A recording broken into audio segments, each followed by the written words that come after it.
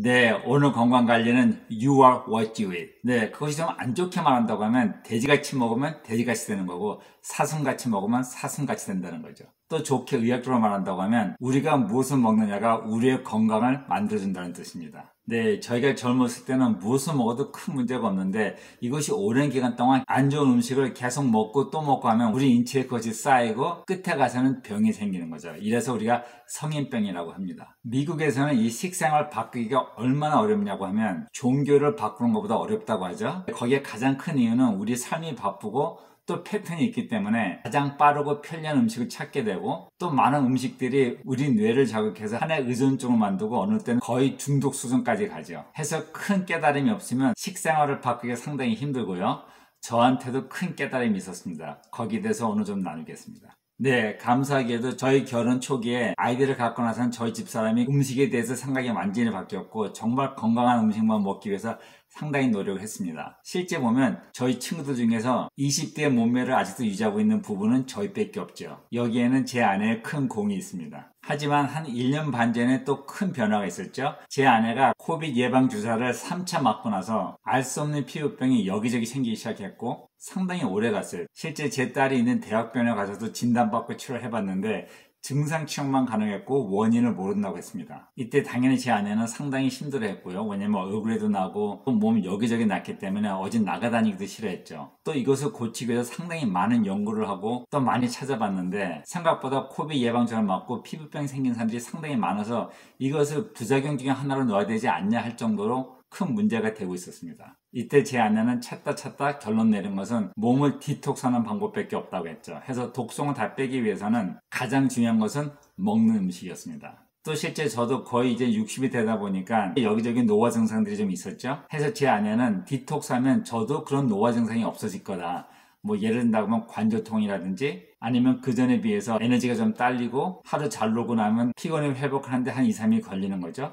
이러면서 저보고 관절이 안 좋다는 거는 먹는 음식 때문에 작은 인플라메이션이 있는 거라고 해서 의사로서 염증이 있으면 있는 거고 또 실제 내가 봐도 염증을 생각하면 항생제 먹으면 됐지 뭐 작은 염증이 있어서 관절이 아프다. 그거 참 이해하기 힘들고 받아들이기 힘들었죠. 하지만 제 아내가 한 6개월 정도 피부병 때문에 고생하면서 저한테 우리는 같이 식사를 해야 되기 때문에 식사법을 바꾸자고 했습니다. 그래서 저도 맨 처음엔 정말 거부하다가 그래 그러면 어떻게 바꾸면 돼 했더니 제가 생각했던 것보다 너무 힘들었어요. 첫 번째는 음식의 80%를 플랜트 베이스 식물성 음식으로 바꾸자는 거였고요. 네, 이 뜻은 저희가 좋아하는 치즈도 안 먹고 또 고기와 생선은 일주일에 한 번씩만 하기로 하고 이것도 사슴 고기만 먹기로 했죠. 또 그렇게 좋았던 생선도 일주일에 한 번만 먹어야 된다기 때문에 쉽지 않았습니다. 근데 이거보다 더 힘든 것은 타임 리스트릭트 다이어트 14시간 공복 상태로 가야 된다고 해서 저녁 6시에 저녁 식사가 끝나고 다음날 아침 8시에 아침을 먹어야 됩니다. 하지만 여기 제가 가장 힘들었고 두려웠던 것은 아침마다 걷기 나가야 되는데 저는 배고프면 꼼짝 못 하거든요. 근데 식사 전에 걷기를 하고 와서 식사를 해야 되죠. 그래서 저는 안 하겠다고 떼를 쓰다가 제 아내를 위해서 조건 한 가지만 갖고 해결했습니다. 만약에 이것을 해서 6개월 안에 좋아지지 않으면 저희 원래 식생활로 돌아가기로 했죠.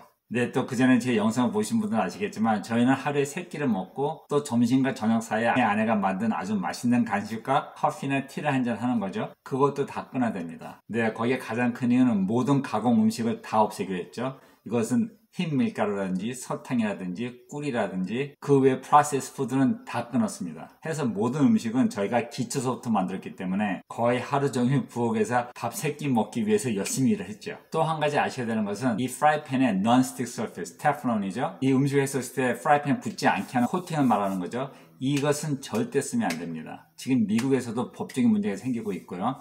이것 때문에 우리가 상상할 수 없는 많은 암과 또 기형아들이 생기고 있기 때문에 저희 집은 원래 이 테플론은 제 지혜로운 아내 지시하에 한 5년 전에 싹 다 없앴습니다. 또 저희가 한 가지 동의한 것은 저희가 여행을 하거나 외식을 했을 때는 맛있는 것은 무조건 오케이였죠.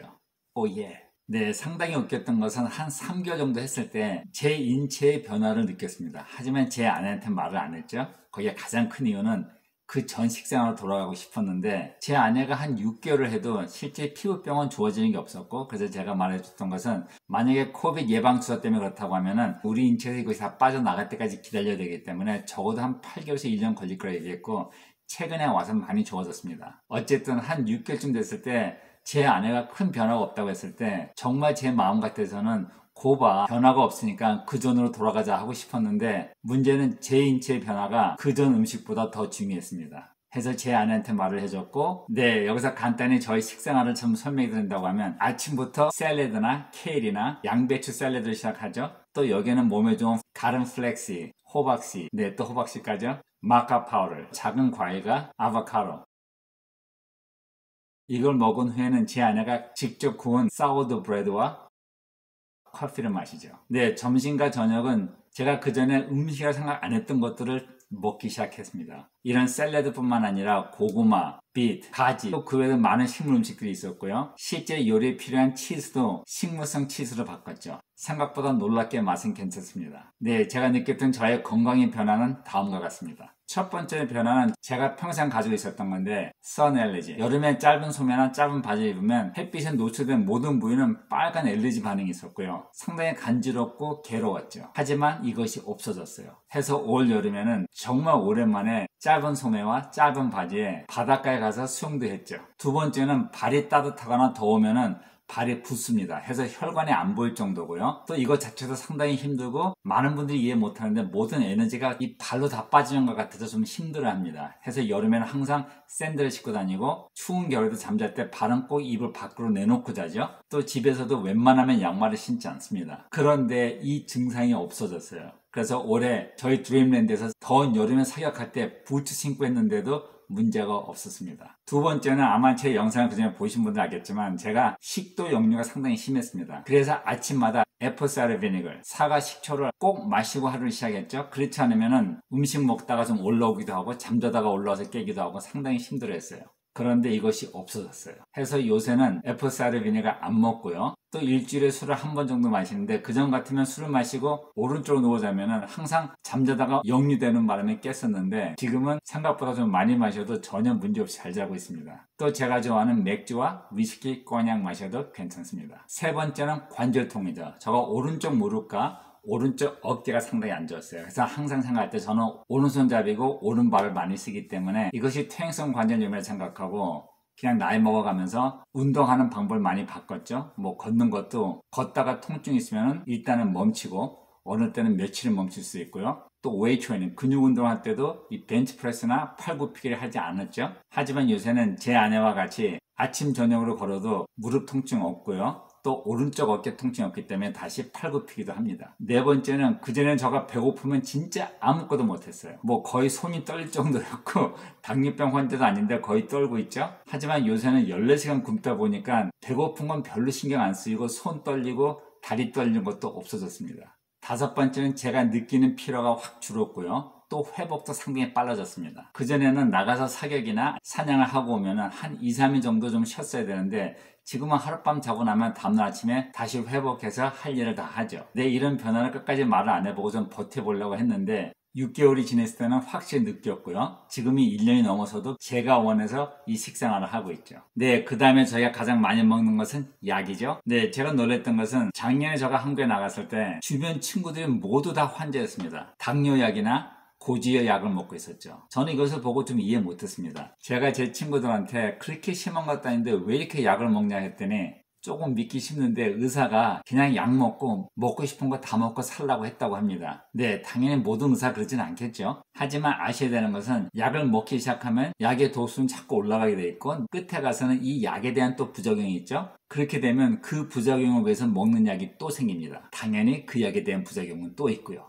이렇기 때문에 많은 분들이 보면 약을 하루에 거의 한 주먹씩 먹는 사람들이 있죠. 저희 부부는 30대 초반부터 혈당이 좀 높은 편이었고 콜레스테롤도 좀 높은 편이었죠. 네, 여기서 많은 분들이 오해하는 것이 혈액 검사에서 나온 수치만 보고 집중했을 때 문제가 생깁니다. 우리 인체에서는 당연히 당도 필요하고 콜레스테롤도 필요하죠. 또 이것들은 저희 혈액순환을 따라서 계속 돌고 있으면서 필요한 데 갖다 주고 있습니다. 또 에너지를 사용하든지 배출을 하죠. 하지만 불필요하게 많이 먹었을 때 이것이 쓰이지 않고 우리 몸에 쌓이는 것이 문제가 되죠. 하지만 수치만 봤을 때는 모두가 다 환자입니다. 그 이유는 혈액 검사의 정상 수치를 결정한 단체가 어딜까요? 네, 제약회사입니다. 네, 그래서 제가 그 전 영상에 만든 것처럼 우리 인체에 콜레스테롤 좀 높다 아니면 혈당이 좀 높다 했을 때는 우리 몸이 이것을 다시 정상화시킬 수 있는 능력을 유지해야 되고 저희가 식생활이나 운동으로 문제가 되지 않는 범위에서 유지를 하면 됩니다. 의사들은 이 수치를 봤을 때 스탠다드가 그거기 때문에 약을 권하죠. 또 만약에 권하지 않고 식생활을 바꾸고 운동을 더 하라고 하면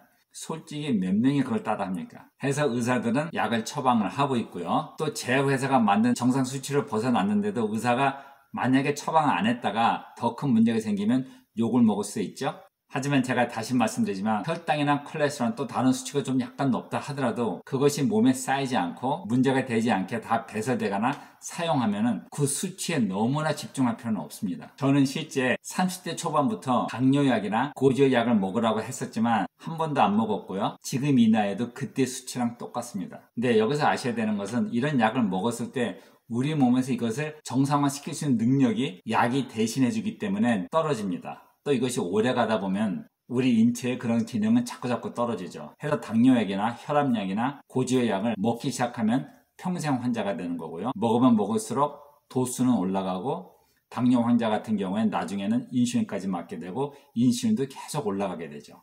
또 이러다 보니까 일부 의사들은 너무나 한쪽으로 치우친 경향이 있어요. 이 동네에 앤디라고 저랑 상당히 친한 친구인데 이 친구가 저희 드림랜드 땅을 밀었을 때 기계를 빌려줬던 친구죠.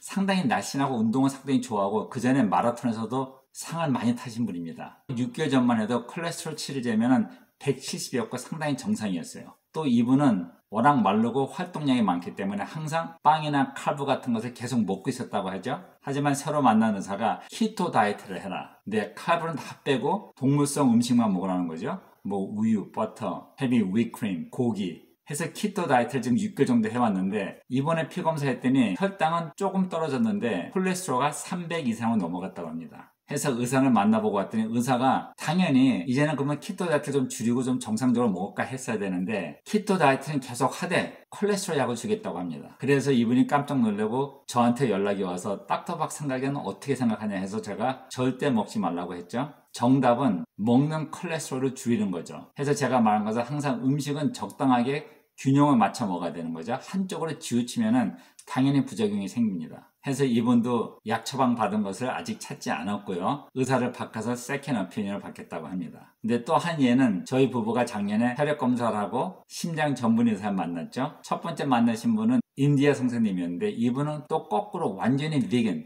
모든 동물성 음식은 다 끊고 생선까지 포함시켜서 그냥 식물성만 먹어라. 그리고 칼부만 먹어라 하고 한 1시간 정도 왜 이렇게 되는지 저한테 설명을 했고 제 아내는 그 얘기를 듣고 저는 절대 반대했지만 제 아내가 원해서 한 3주 정도 했습니다. 그러고 나서 저뿐만이 아니라 제 아내도 못하겠다고 하면서 인생이 재미없다고 하더군요. 그래서 저희도 의사를 바꾸고 다른 의사 선생님 만나봤더니 그 선생님도 자기 파트너인데 그 인디아 의사 선생님 말을 들으면 안 된다고. 그 사람은 이 비건을 강조하는 의사로서 거기에 대해서 책도 쓰고 또 그거 갖고 유명해진 사람이기 때문에 무조건 거기에 강조한다고 합니다. 네, 제가 여기서 잠깐 말씀드린다면 제가 제 아내한테 말했지만 저희가 모든 음식을 적당하게 밸런스 맞춰서 먹으라고 하면 그것이 새로웁니까? 그 얘기는 옛날부터 있었고 사람들의 귀가 열리지 않죠.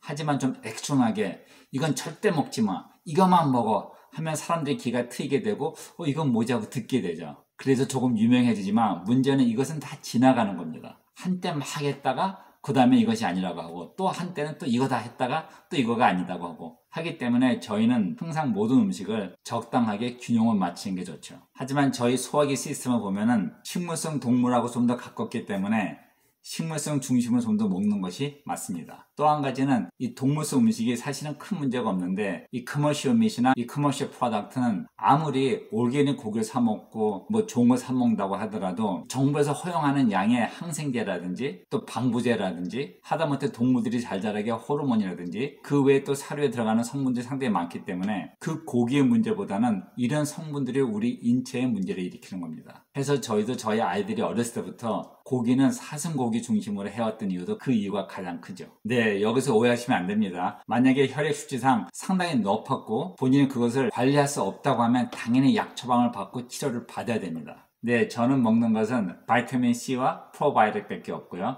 제 아내는 프로바이오틱과 의사 처방하에서 칼슘하고 바이타민 D는 먹고 있습니다. 그거 외에는 건강하게 먹고 건강하게 운동하고 저희 건강을 현재까지는 탈 없이 잘 지켜왔습니다. See you later.